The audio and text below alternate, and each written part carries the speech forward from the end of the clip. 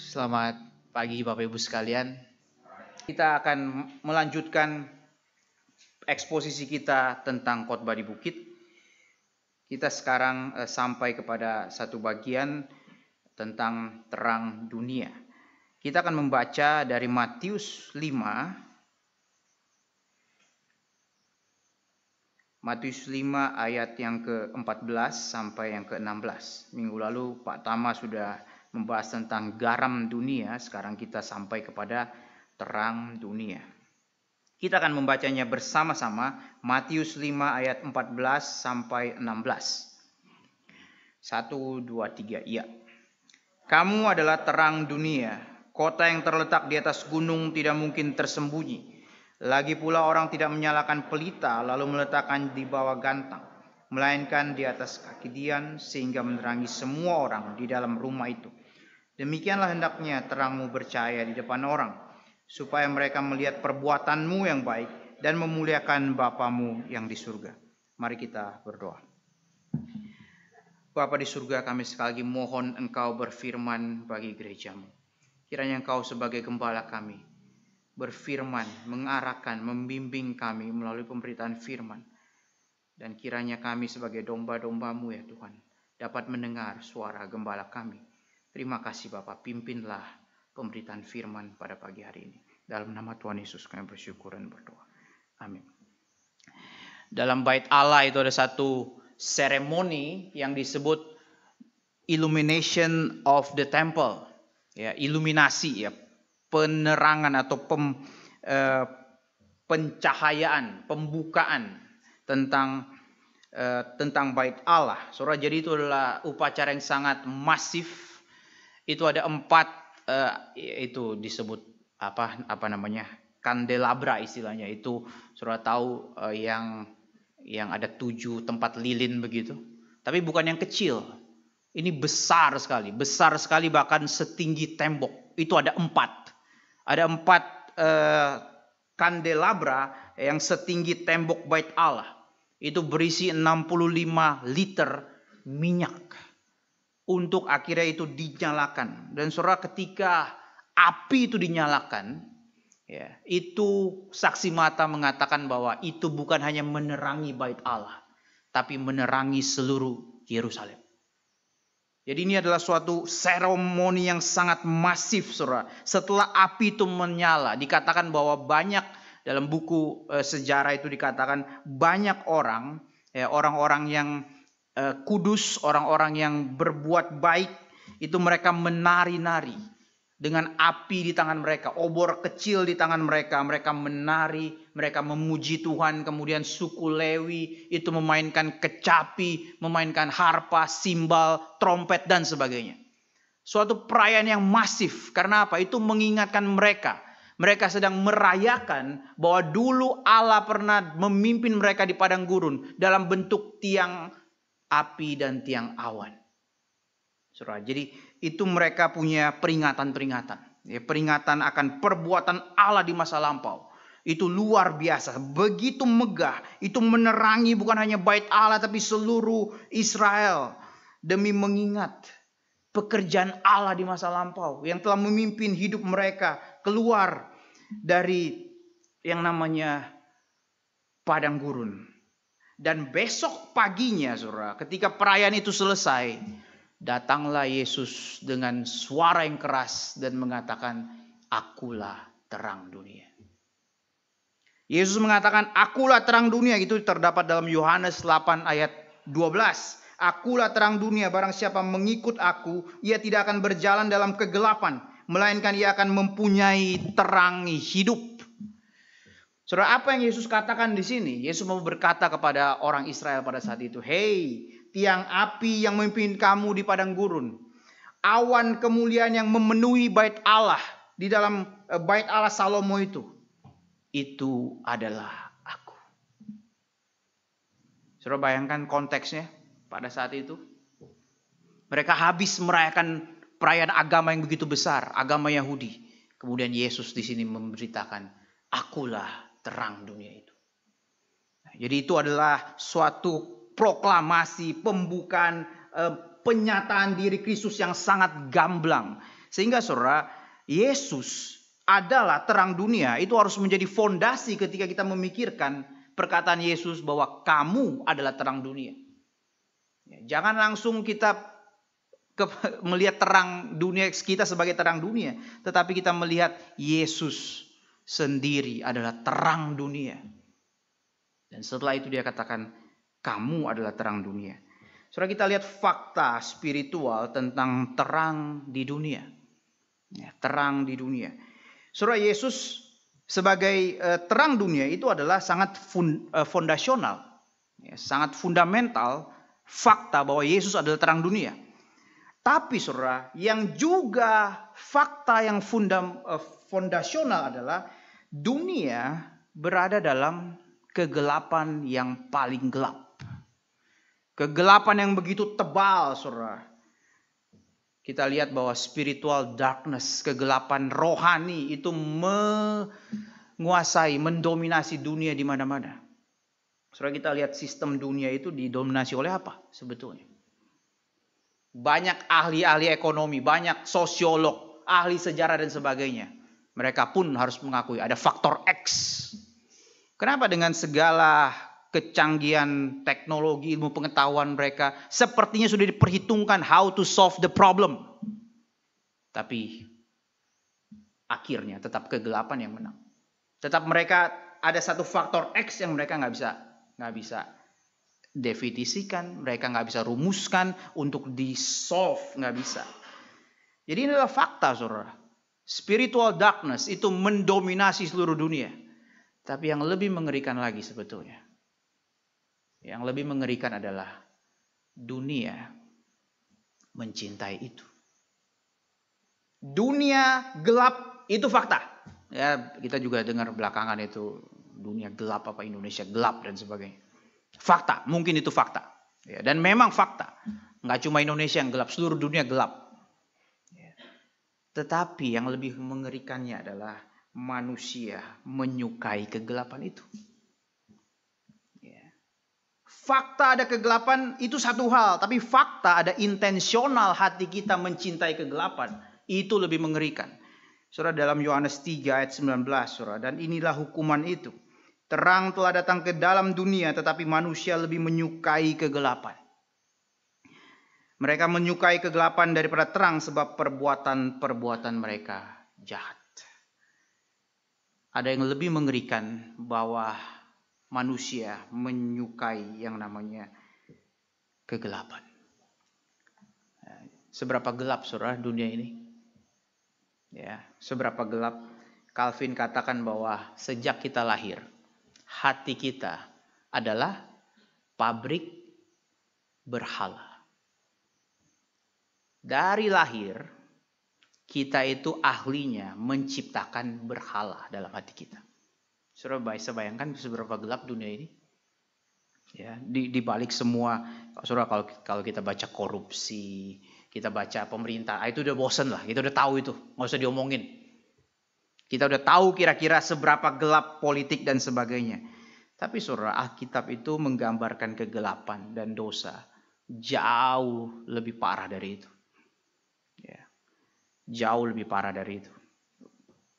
Saudara, waktu itu zamannya Kapin yang bagian pertama tahun 2012 dan seterusnya, itu ada yang Pak Tong suruh memberikan kesaksian itu namanya Michael Liu. Ya, Michael Liu memberikan kesaksian. Dia pernah menceritakan ada seorang teman dia begitu ya. Ketika ditanya, kalau hari ini adalah hari terakhir hidupmu, kamu mau bikin apa? Wah, jawaban temannya itu bikin dia kaget. Mungkin biasanya banyakkan orang mungkin pikir, oh saya mau berbuat baik, berdoa dan sebagainya. Tapi enggak, dia menjawab adalah, kalau hari ini hari terakhir hidup saya akan ketemu orang yang saya benci dan saya akan siksa dia sampai mati. Ya ini fakta, saudara. Fakta hati manusia segelap itu. Dan judgment dari Alkitab itu jauh melampaui yang kita pikir. Ya, ada seorang hamba Tuhan di Amerika khotbah di Wheaton College. ya, Wheaton College itu universitas yang Kristen, Injili. Dia berkhotbah kepada para mahasiswanya. Dia katakan, sebagian dari kalian itu terikat pornografi.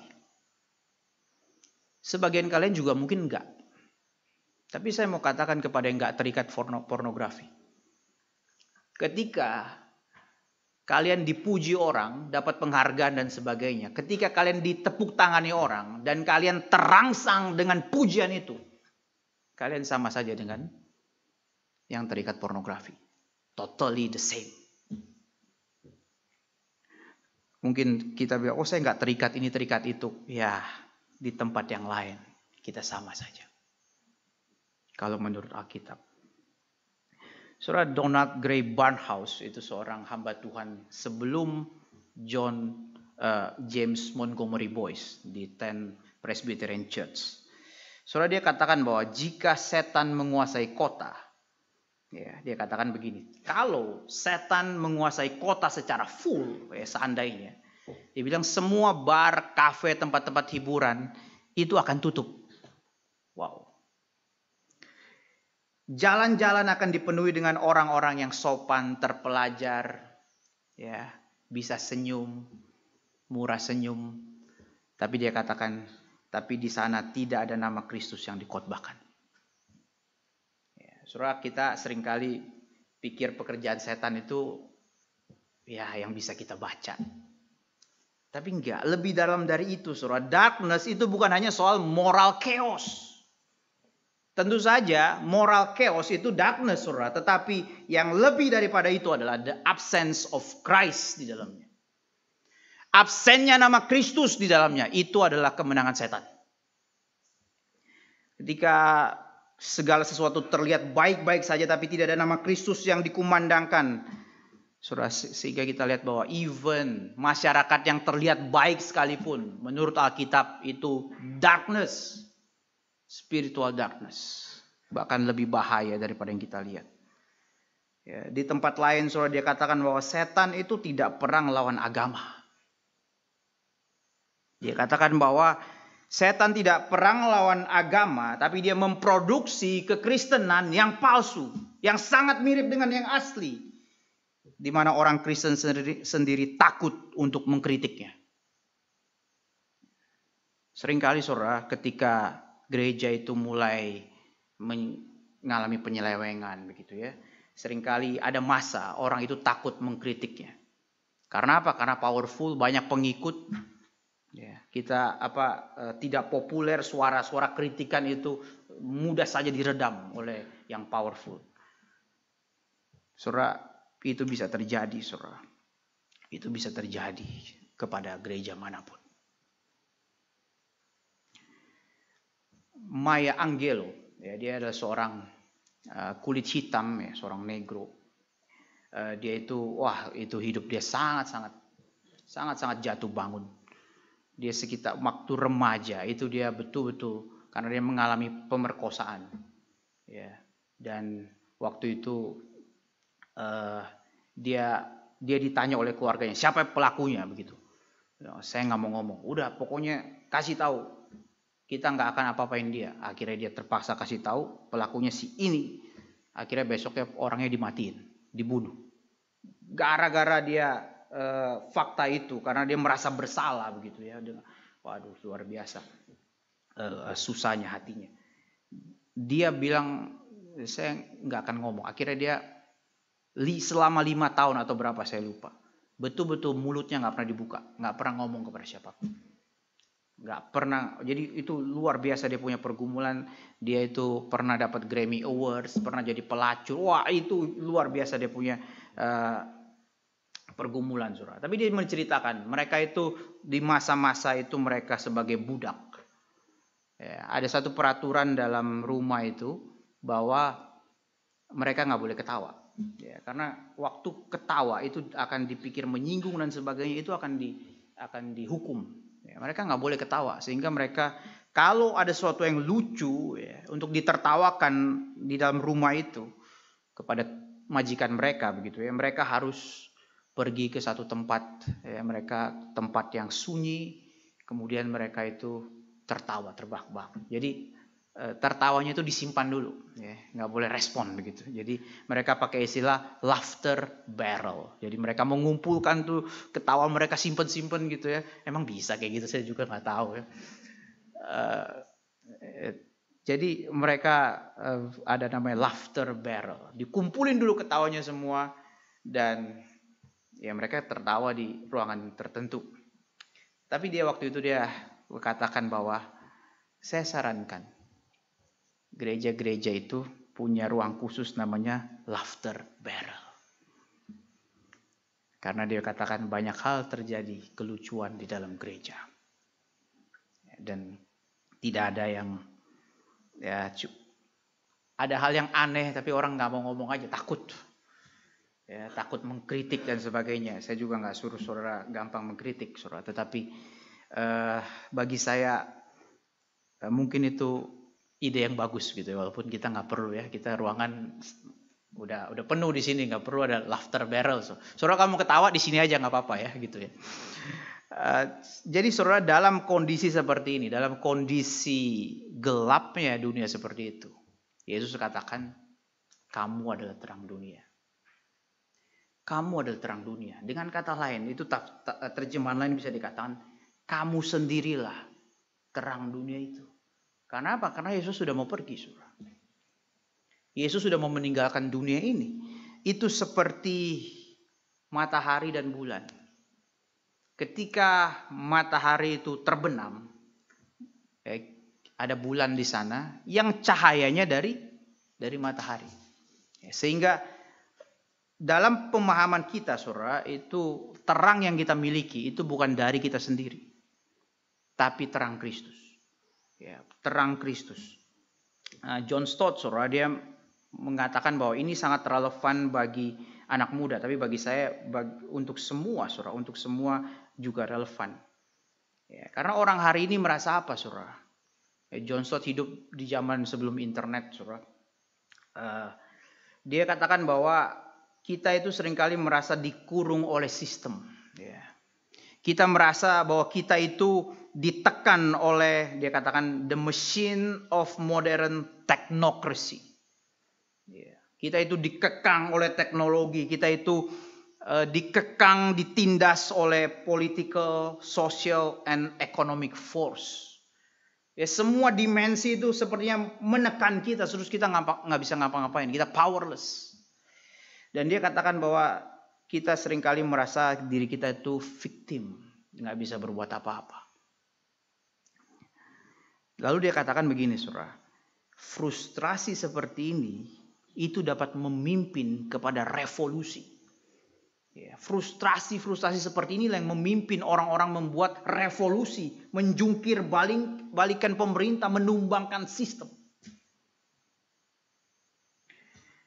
Tapi dia katakan, saudara, aktivisme orang Kristen harus melebihi revolusi kekerasan semacam itu. Dia katakan bahwa peaceful revolution itu harus lebih radikal daripada segala aktivisme yang yang kekerasan, violence. Jadi saudara, sebetulnya pergumulan kita ya dengan dunia ini mirip. Kita merasa victim. Harus ada yang dirubah, pemerintah berubah supaya kita proses. Dan memang ada poinnya, saudara. Pemerintah memang banyak yang salahnya juga. Ya.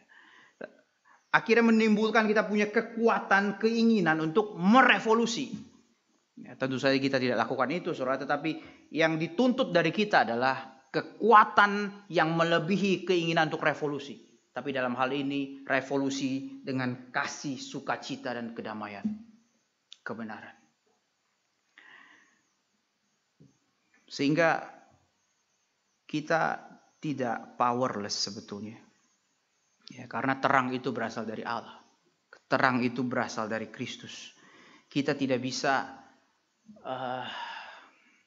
kita tidak aktif di dalam melayani, di dalam hidup menjadi terang dunia. Kita punya kekuatan itu karena kita yang dipercayakan firman Tuhan. Paulus katakan bahwa kita itu istimewa karena kita dipercayakan firman Tuhan. Martin Luther katakan, dengan satu perkataan Allah saja, saya tidak takut kepada kuasa manapun, kepada senjata manapun, tapi hanya satu kata saja, kata Allah saja, satu firman Allah saja, saya bermegah. Saudara, kita tidak helpless, tidak powerless sebetulnya. Sehingga bagaimana kita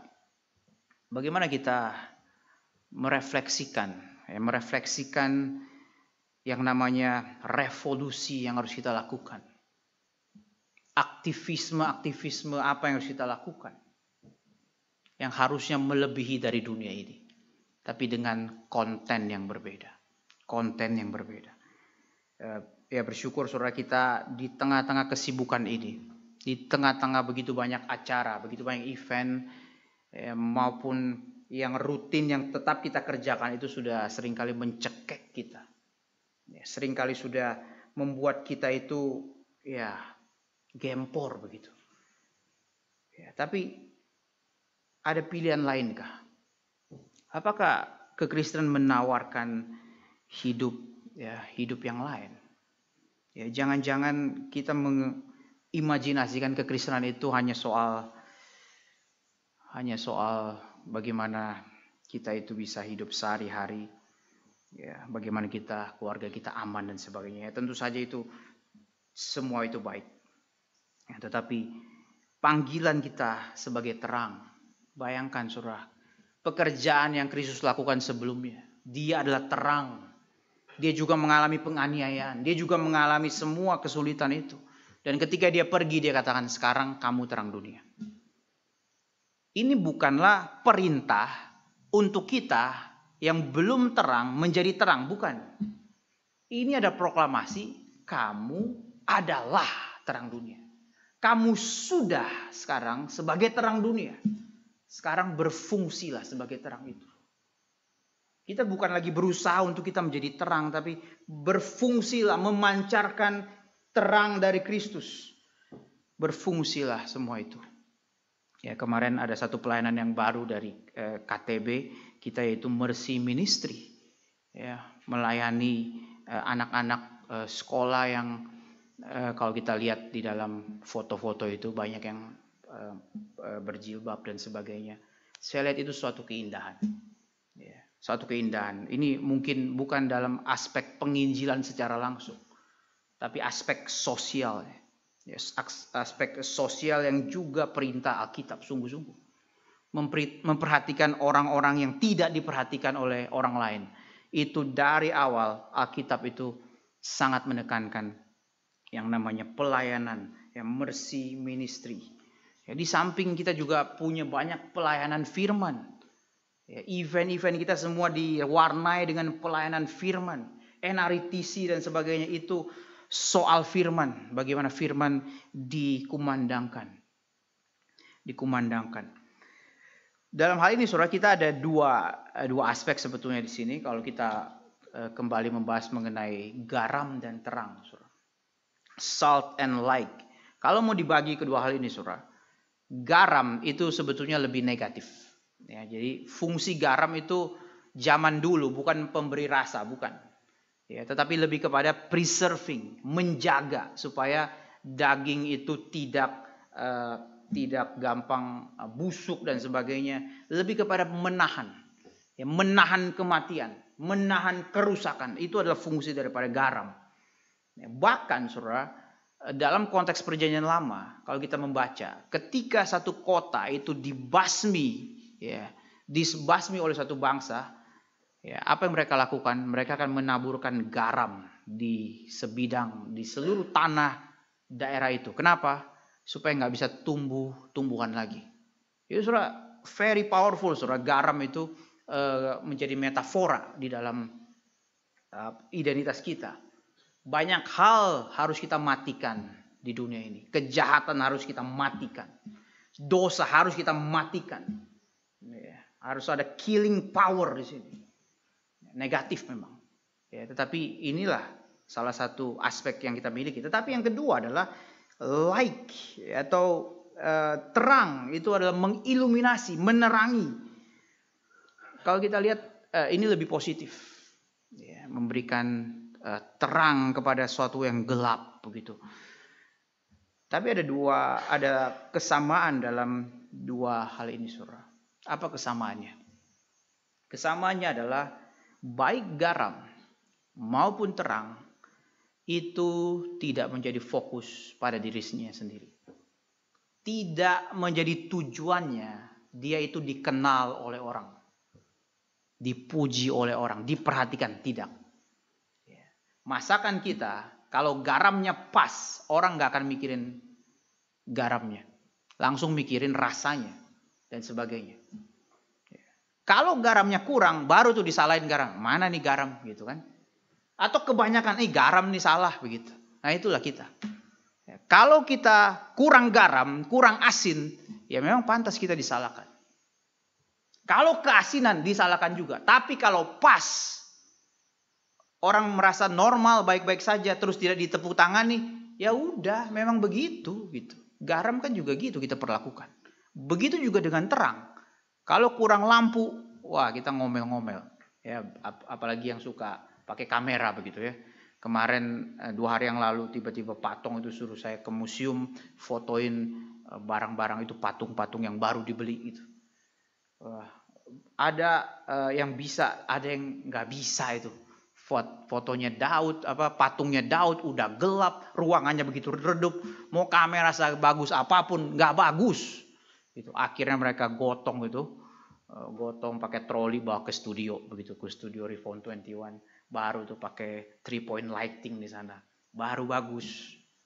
Ya. Kalau kurang terang kita ngomel-ngomel, tapi kalau terangnya pas begitu ya kita nggak akan perhatiin lampu itu lagi, kita perhatiin objeknya. Jadi saudara harus terima fakta ini, saudara. Kalau kita kurang atau kelebihan, kita memang harus disalahkan. Karena kita garam dan terang. Tapi kalau kita baik gitu, terus dilupakan orang, ya sudah begitu. Itu naturnya. Jangan kita baik minta di-recognize. Recognize, di acknowledge, akui gitu ya. Ya itu pekerjaan teman kita lah gitu ya, rekan kita lah. Jangan nggak usah ngarep-ngarep begitu. Ya, memang yang baik objektif ya kita juga bukan relativisme begitu ya. Ada yang pelayanannya malas-malas, ada yang rajin, kemudian kita tidak menilai dengan adil. Yang enggak juga. Ya, yang malas ya kita tegur. Ya, yang baik ya boleh juga kita puji, nggak masalah begitu ya. Tapi diri kita sendiri itu nggak perlu mencari-cari, Ya. Jadi saudara, ini ada satu bagian yang saya pikirkan, saya cukup memikirkan ketika John Stott itu mengatakan bahwa kalau daging itu ya unsalted ya, tidak asin ya, kemudian dia membusuk, itu bukan salah dagingnya, tapi salah garamnya. Kemudian dia mengaplikasikannya itu begini, kalau misalnya pemerintah kita rusak, itu salah orang Kristennya, salah gereja yang tidak memfungsikan dia sebagai garam dan terang. Saudara, saya agak sulit menerima ini, saudara, karena begini, John Stott itu di negara Inggris, di negara Kristen mayoritas, yang memang ada orang-orang Kristen di pemerintahan itu mayoritas. Kalau pemerintahan itu hancur, ya memang salah garamnya. Tapi kita di negara kita yang minoritas, saya rasa terlalu membebankan kita. Kalau kita mengatakan bahwa ini salah garam dan terang, ini pemerintah kita yang sekarang ini rusak itu gara-gara salah gereja. Wah, saya rasa that's too strong begitu. Walaupun kita bisa tetap katakan ya, ketika gereja tidak berfungsi, segala sesuatu yang lain itu tidak dapat berkat dan sebagainya. Tapi bagi saya terlalu strong kalau kita mengaplikasikannya itu di Indonesia. Ya, kita akan terbebani luar biasa. Apapun yang rusak di luar, salah kita, merasa berdosa lagi, ngaku dosa lagi begitu. Wah, kita akan tertunduk-tunduk, saudara, terbungkuk-bungkuk kita sebagai orang Kristen seperti itu. Lalu bagaimana, saudara? Apa yang kita lakukan? Apakah kita nggak perlu ditegur, nggak perlu ada teguran kekurangan garam dan terang? Apa yang bisa kita lakukan sebagai orang minoritas, orang kecil, powerless?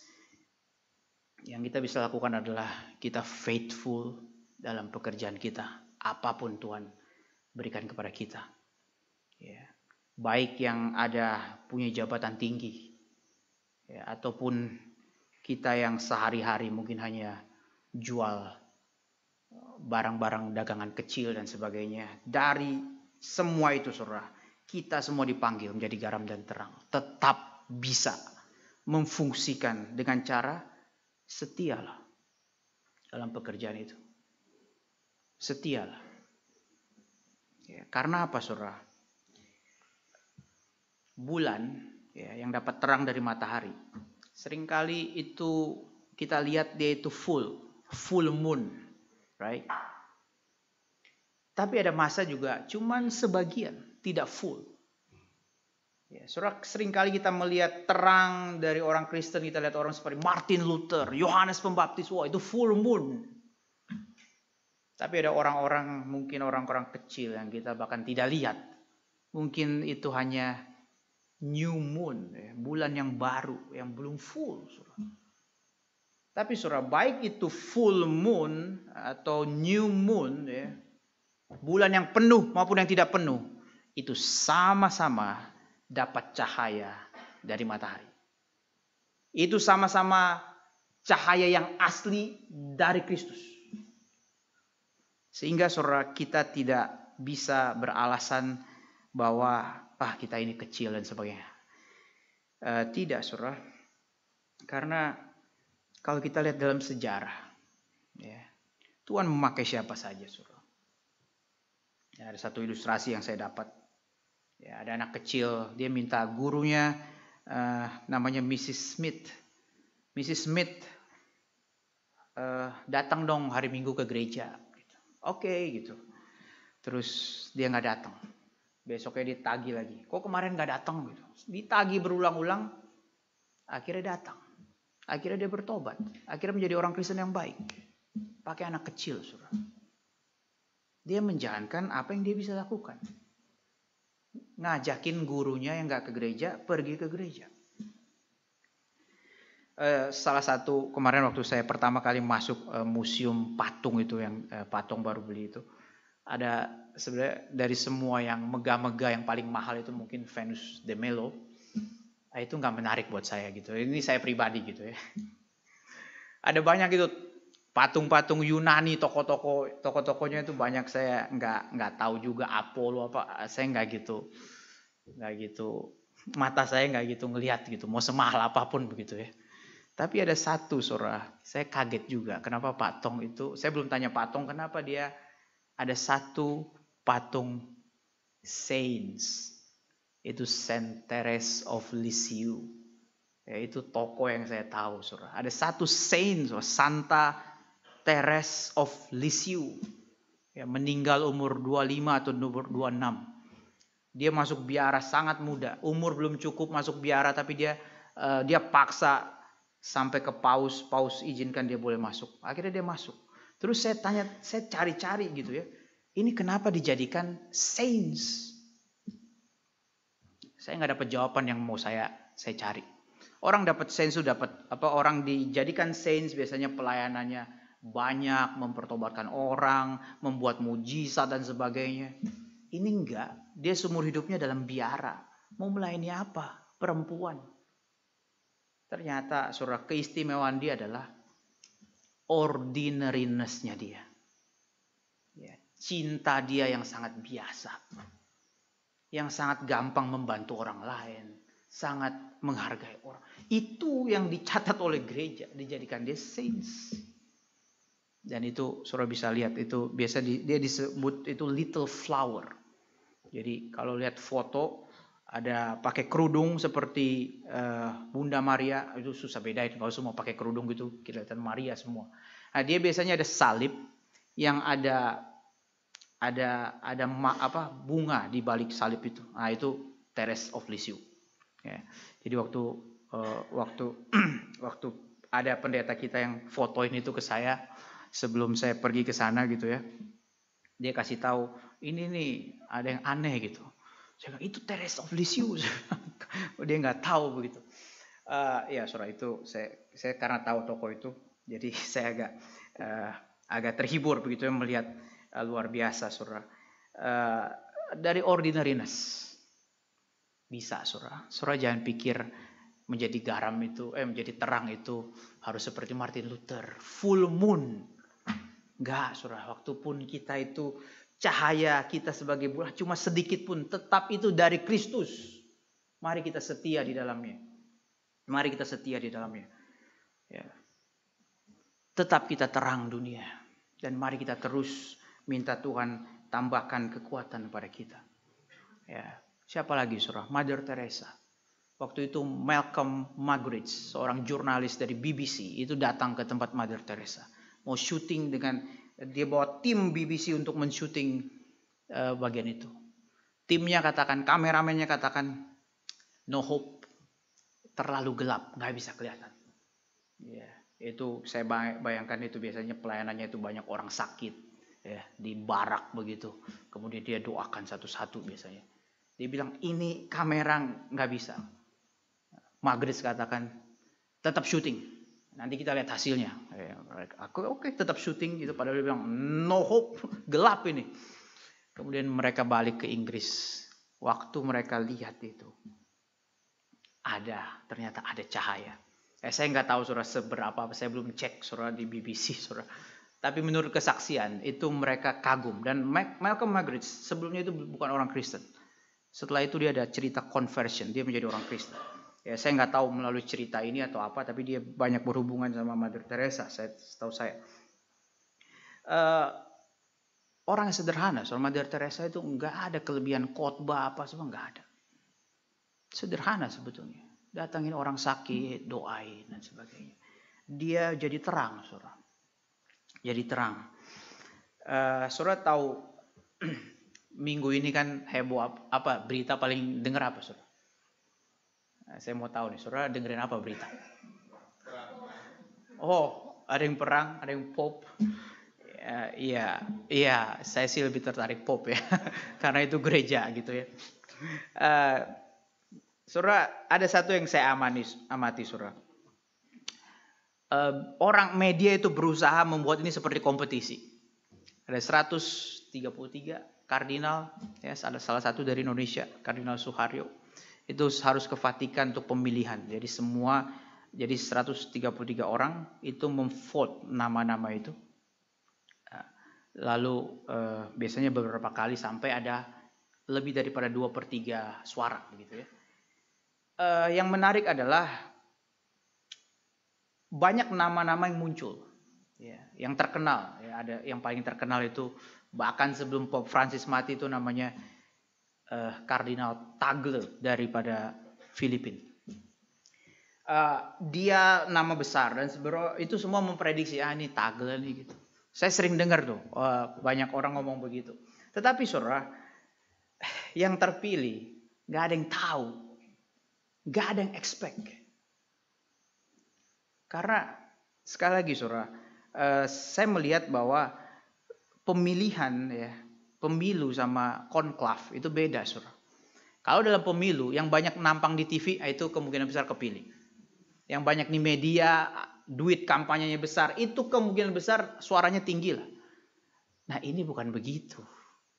Ini adalah salah satu cara pemilihan yang sangat peaceful, harus dengan meditasi dan sebagainya. Lalu mereka memilih dan yang terpilih betul-betul nggak ada yang sangka. Ya. Pemilihan sebelumnya 2013 juga begitu. Nggak pernah ada yang bisa memprediksi siapa yang akan terpilih. Walaupun orang itu bisa prediksi yang terkenal-terkenal, biasanya nggak terpilih yang terkenal itu. Ini menyatakan bahwa seringkali apa yang dikerjakan itu, apa yang dikerjakan oleh Tuhan itu memang tersembunyi. Ya, dia memakai yang tidak ada nama begitu. Akhirnya bisa terpilih dan jangan pikir saudara orang yang terpilih itu dia akan dengan kebanggaan. Saya pernah membaca saudara tuduhan mengenai film-film tentang Vatikan itu banyak beredar di Hollywood dan biasanya itu digambarkan itu banyak politik dan sebagainya. Tapi saya membaca tulisan, saudara, tulisan yang bertanggung jawab. Dikatakan bahwa di dalam pemerintahan di sana, saudara, ya, mereka yang masuk di dalam konklav, Sistine Chapel, mereka itu masing-masing, ya, itu doanya apa? Ketika mereka memilih itu, doa mereka adalah, kalau boleh, cawan ini lalu daripadaku. Itu doa mereka. Beda sekali sama calon-calon presiden dan sebagainya yang pengen dirinya terpilih. Tapi ini, kalau boleh, jangan saya. Itu spirit yang benar. Ya, dan saya percaya salah satu kenapa nama yang tidak terkenal itu dipilih, ya karena itu.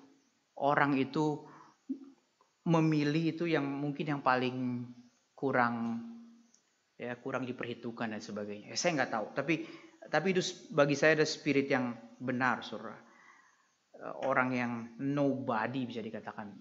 Tentu saja dia bukan nobody, saudara. Dia misionaris 20 tahun di Peru. Ya, dia luar biasa. Tapi nama dia itu nggak muncul sebelumnya. Ya, mungkin ya bisa dikatakan sebelumnya orang pikir ini bukan full moon, saudara. Ya, bukan bulan yang penuh memancarkan sebelumnya. Baru sebagian. Tapi akhirnya Tuhan pilih gitu. Tuhan pilih. Nah, ini saudara, ada prinsipnya dalam Alkitab. Ya. Prinsip yang Paulus katakan, saudara, di dalam 2 Korintus 4 ayat 6, saudara. Saya akan membacakan dari 2 Korintus. Saya minta saudara membacakan yang sudah ketemu, saudara. 2 Korintus 4 ayat 6. Mari kita membaca 1, 2, 3 ayat. Sebab Allah yang telah berfirman, dari dalam gelap akan terbit terang. Ia juga yang membuat terangnya bercahaya di dalam hati kita, supaya kita beroleh terang dari pengetahuan tentang kemuliaan Allah yang nampak pada wajah Kristus. Soalnya ini ada prinsip yang Paulus ambil dari ketika Musa itu bertemu dengan Allah. Lalu Musa itu wajahnya itu bersinar-sinar, menggambarkan akan kemuliaan Allah, so bright begitu ya. Dan dia harus menutupi bahkan mukanya itu sebelum dia ketemu orang Israel. Artinya apa, saudara? Bagaimana kita bisa bersinar? Kita sudah terang, iya. Tapi bagaimana kita bisa bersinar? Prinsipnya di sini, saudara. Dengan melihat wajah Kristus. Dengan melihat kemuliaan Allah. Baru dari situ, saudara, terang kita itu bercahaya. Pancaran sinar yang sama, saudara. Dikatakan ini adalah pancaran sinar yang sama. Sekali lagi, saudara, meskipun kita pancarannya mesti kecil, tapi itu pancaran sinar yang asli dari Tuhan. Tetap ada yang asli, tapi bagaimana kita memancarkannya? Memancarkannya adalah dengan cara spending time with God. Spending time with Jesus.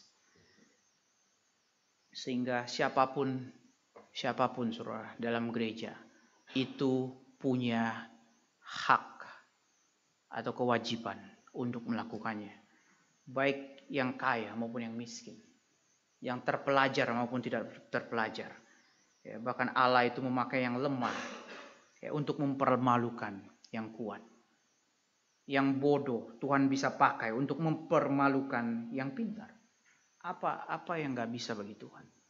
Ketika kita itu spending time dengan Tuhan, mencari wajah Allah, melihat kemuliaan Allah, sinar dari Dia akan datang kepada kita dan akan dipantulkan ke dunia. Dan sekali lagi fokusnya itu bukan akhirnya kembali kepada diri kita, tidak. Baik garam maupun terang tidak pernah terfokus kepada diri kita. Hasil pekerjaan kita biarlah dinikmati oleh banyak orang. Tapi nama kita lupakan saja. Hasil pekerjaan kita, bagaimana kita berikan. Maka saudara, saya sekali mengajak kita juga untuk bergumul, saudara. Bergumul, berdoa kepada Tuhan. Bagi yang belum ada pelayanan di dalam NRITC. Ya, pikirkan bagaimana kita melayani Tuhan di dalamnya. Saudara, sekali lagi kita minta apa yang bisa kita berbagian di dalamnya. Ya, meskipun kita tahu ini pasti jalan, kita daftar nggak daftar, NRTC pasti jalan seperti biasa. Tapi kalau Tuhan mengundang kita untuk ikut berbagian dalamnya, ya saudara boleh gumulkan tenaga kita, waktu kita yang bisa kita pakai untuk melayani Tuhan. Mari kita berikan, mari kita berikan kepada Tuhan. Ya, karena sebetulnya Tuhan kalau mau dibilang ya betul-betul nggak perlu kita sebetulnya. Betul-betul nggak perlu kita. Dia itu terang sendiri. Dia sendiri adalah sang terang itu. Kita hanya pantulannya, refleksinya. Bukan berarti kita itu pasti akan apa ya namanya? Kita itu harus melakukan semua pekerjaan Tuhan. Saudara, banyak pekerjaan Tuhan yang kita nggak lakukan kok. Tuhan menopang matahari gitu. Emangnya kita yang kerjain? Banyak hal-hal yang besar sampai sekarang kita masih lihat. Tuhan menopang dunia ini, dia nggak pakai kita kan. Dia hanya mempercayakan sebetulnya sebagian kecil dari pekerjaannya, nggak semua. Kita gereja kecil diberikan tanggung jawab yang nggak sebesar gereja lain, tetapi tetap itu important, tetap itu signifikan. Ya. Sekali lagi saudara, Tuhan tidak memerlukan kita sebetulnya.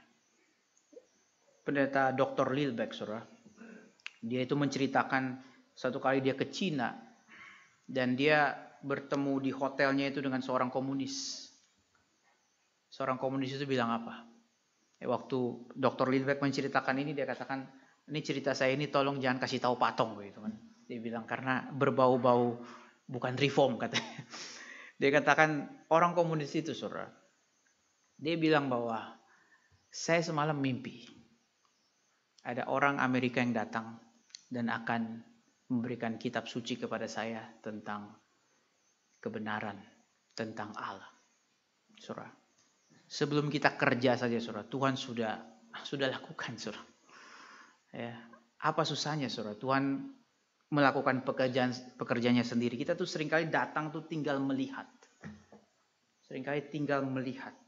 Seringkali juga kita sudah mati-matian, gak ada hasilnya. Gak ada hasilnya. Terakhir saya dengar cerita saudara. Ini saya cuma pernah dengar dari beberapa orang, tapi akhirnya dalam satu podcast yang terkenal saudara, dan saya percaya, saya trust begitu ya, di Amerika. Ada seorang yang mantan Muslim, ya, dia katakan bahwa saya sendiri saja, satu orang, sudah bertemu dengan 100 orang Muslim yang pindah jadi Kristen dengan cara mimpi. Bisa dapat mimpi, disuruh besok kamu ke tempat amanah, nanti cari siapa, dan betul-betul terjadi. Soalnya saya pikir, betul-betul kita itu nggak ada powernya untuk melayani orang Muslim, itu nggak ada. Tuhan harus pakai cara dia sendiri.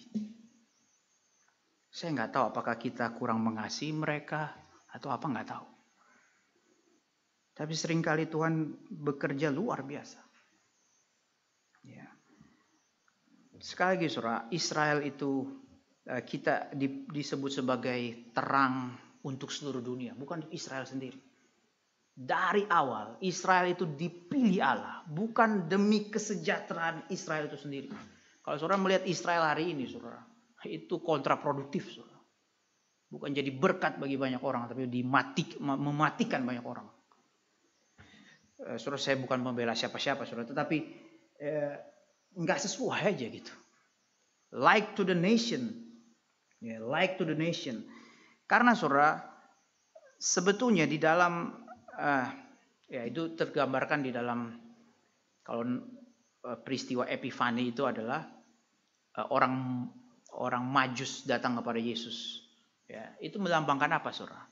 Melambangkan ilmu teknologi, ya, yang akhirnya harus tunduk kepada Kristus. Itu mau menyatakan bahwa sebetulnya apa yang dicari oleh orang-orang yang belum percaya Tuhan yang sejati, mereka sebetulnya selama ini tetap mencari Allah yang sejati, cuman gak ketemu. Aristotle, Plato dan sebagainya sebetulnya sedang mencari Allahnya orang Israel. Melalui logika mereka, filsafat mereka. Mereka cari paling canggih, cuman gak ketemu. Tetap ada yang kurang, tetap ada yang kosong dalam diri mereka. Sehingga saudara kita harus tahu, saudara, meskipun banyak orang yang belum mengenal Tuhan, dalam hati mereka membutuhkan, mereka merindukan Allah yang sejati. Dalam pencarian mereka akan kekuasaan, akan kekayaan, akan nama. Mereka itu bukan mencari, mereka sedang mencari Allah, cuma gak ketemu. Berhenti di nama, berhenti di kekuasaan. Habis itu kosong. Ya, Taylor Swift, saudara, itu menang begitu banyak penghargaan. Tapi apa dia bilang? Dapat banyak Grammy dan sebagainya. Kalimat dia adalah, now what? Ya, ini adalah salah satu warning bagi kita semua yang punya goal. Memang harus punya goal, tapi setelah itu apa? Goal saya adalah misalnya penyanyi, dapat Grammy Award. Ketika dapat, pertanyaannya, setelah ini apa ya? Saya masih punya waktu, punya hidup. Besoknya kosong, seharian bengong, gak tahu mau ngapain. Karena sudah set goals, kirain itu adalah tujuan akhir. Ternyata bukan. Ya. Saudara, apa goals kita apa? Coba bayangkan. Coba pikirkan. Goals kita apa? Dan kira-kira setelah dapat itu, apakah kita fulfilled? Apakah kita terisi di dalamnya? Mari kita menjalankan fungsi sebagai terang dunia. Dengan cara berjalan dengan terang itu sendiri. Berjalan bersama Kristus. Mari kita setia. Mari kita bertekun. Bicaralah pada terang itu. Bagaimana kita mempancarkan terang dia. Dan mari kita tinggal di dalam dia. Mari kita berdoa. Bapa Surgawi, kami bersyukur ya Tuhan karena Engkau terus memberkati kami ya Tuhan. Kami bersyukur karena Engkau sudah mati bagi kami melalui Kristus yang adalah terang dunia dan mengutus kami sebagai terang dunia. Betapa sulitnya ya Tuhan kami menjadi terang, menjadi garam. Tapi firman-Mu mengingatkan kami tidak sendiri, kami tidak powerless. Engkau sudah membuktikan kesetiaan-Mu, Engkau sudah menjaga gereja-Mu ribuan tahun sampai hari ini. Dan kami percaya Engkau akan setia sampai Engkau datang kedua kali. Kiranya kami terus berjalan bersama-Mu. Tolong kami, doronglah langkah kami untuk merindukan terang-Mu. Mungkin kami sendiri merasa kami sedang hidup dalam kegelapan. Kami mohon, terangilah hidup kami. Dan pakai terus kami sebagai terang-Mu di dunia ini. Terima kasih Bapa. Dalam nama Yesus Kristus kami berdoa. Amin.